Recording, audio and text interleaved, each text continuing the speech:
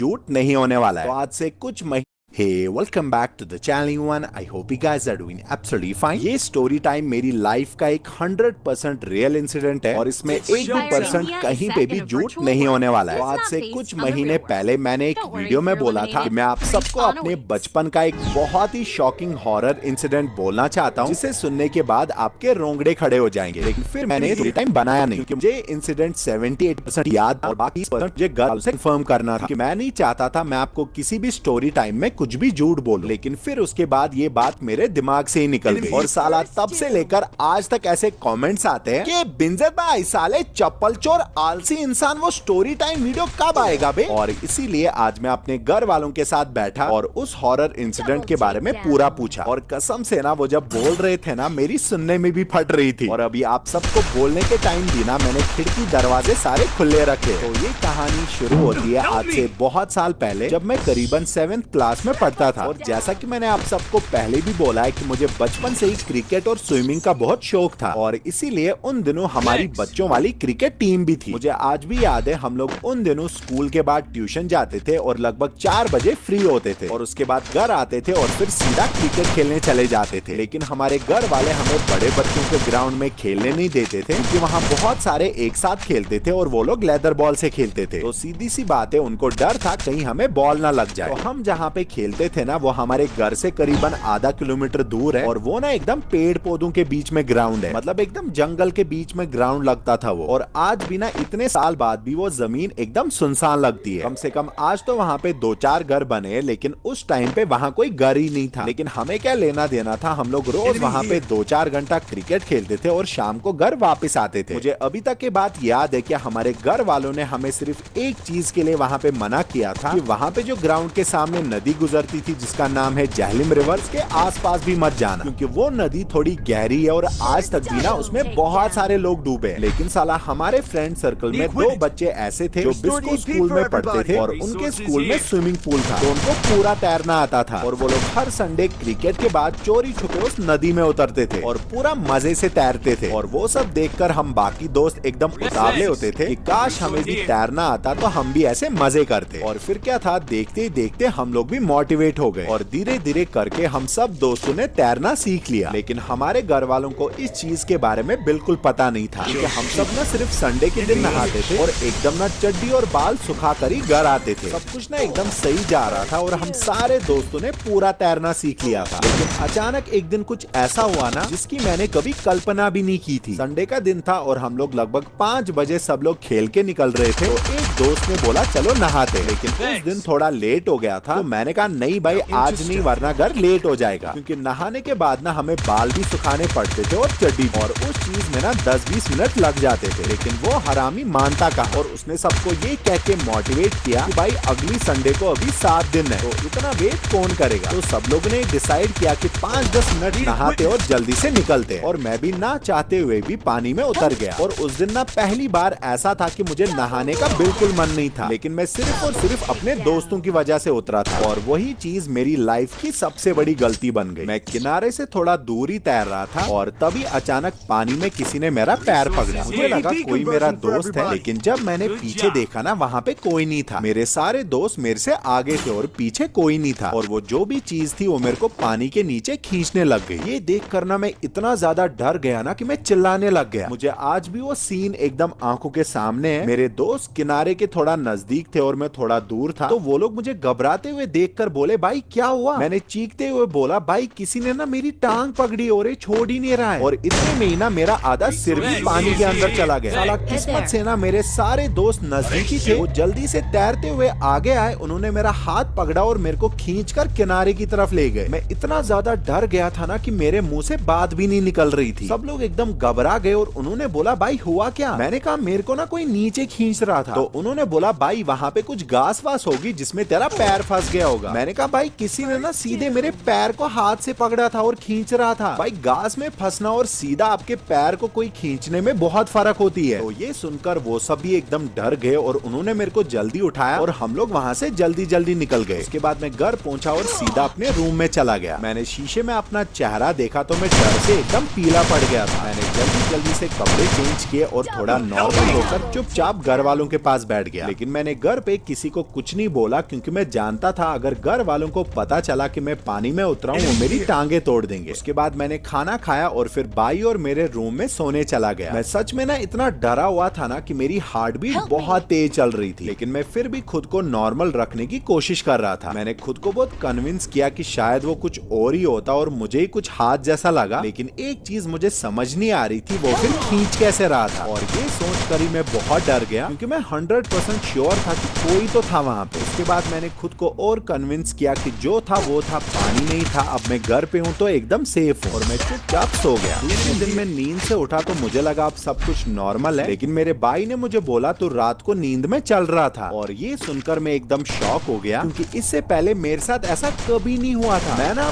खुद से ही डरने लग गया था। मैंने कहा ये क्या हो रहा है मेरे साथ? तो भाई ने कहा ये चीजें एकदम नॉर्मल है, ऐसा कभी कभी होता है। लेकिन मैं समझ गया था ये चीजें नॉर्मल नहीं है। दूसरे दिन में डरा सहमा फिर से सो गया, और इस रात तो हद ही हो गई। मैं फिर से नींद में उठा था, और इस बार मैंने रूम का भी दरवाजा खोला था, और मैं घर का बाहर वाला दरवाजा भी खोलने वाला था। मतलब नींद में ही ना मैंने दोनों दरवाजों की कुंडी खोल दी। और ये देखकर मेरा भाई भी इतना डर गया था कि उसने मम्मा पापा को नींद से उठाया था। पापा जल्दी जल्दी दौड़ कर आए, और मैं ना उस टाइम पे घर का मेन गेट खोल रहा था, और वो भी रात के 2 बजे, वो भी नींद में। और अचानक नींद में ही मुझे पापा ने इतना जोर का थप्पड़ मारा ना कि मेरी नींद खुली और मैं नीचे गिर गया। मैंने खुद को बाहर पाया तो मैं इतना ज्यादा डर गया ना कि मैं मम्मा पापा के सामने जोर जोर से रोने लग गया। भाई मेरे को नींद में ऐसा लग रहा था ना जैसे मेरे को कोई अपनी तरफ खींच रहा था, जैसे ना मेरे को उसी पानी की तरफ कोई बुला रहा था। उसके बाद मेरे को घर वालों ने घर के अंदर लिया और आराम से पूछा तुम इन दिनों कहीं गए थे क्या? तो मैंने सब कुछ सच बोल दिया। और वो सुनकर पापा मम्मा दादा भाई इतना ज्यादा गुस्सा हो गए ना, क्योंकि उन्होंने मुझे पहले ही बोला था कि उस नदी से दूर ही रहना। उसके बाद क्रिकेट तो दूर की बात थी, मेरे को दोस्तों से भी बात करने नहीं देते थे। फिर मैंने दादा से पूछा क्या आखिर उस नदी में ऐसा क्या है? तो उन्होंने बोला इस नदी में आज तक बहुत सारे डूबे हैं, और इसीलिए ऐसी जगहों से दूर ही रहना चाहिए। उसके बाद ना मैं कभी उस नदी में तैरने गया, और ना दोबारा मैंने नींद में चलने वाली हरकत की है। लेकिन मैं एक चीज आज भी गारंटी के साथ बोल रहा हूँ, उस टाइम पानी के अंदर कोई तो था, और 100% मेरा पैर किसी ने हाथ से ही पकड़ा था, और मेरी नींद में भी कोई तो था जो मेरे को अपनी तरफ खींच रहा था। उसके बाद मैं अपनी पूरी